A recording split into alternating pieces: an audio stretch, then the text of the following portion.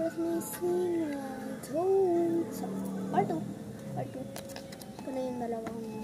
So, ako na lang magpipili ng chain pagkatapos ng video or part 3 video. Starting now. Ito yung pieces. Dalawa. So, okay. So,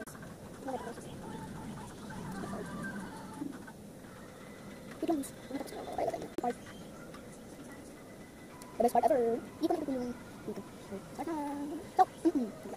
yung mga nakita ko ito. Yung final result later, ang mga talaga ng acrylic marker. So, kapag ako sa inyo ang final paper, so, ingat dry, so, tapos na ako. Yan siya, gusto ko. Ay, huwag yun siya dito. Hindi na. So, kailangan ko na yun. So, walang part 3. So, hindi pinag-ako sa mga. Hindi ko nagdilip ko. Bye guys, and let's go.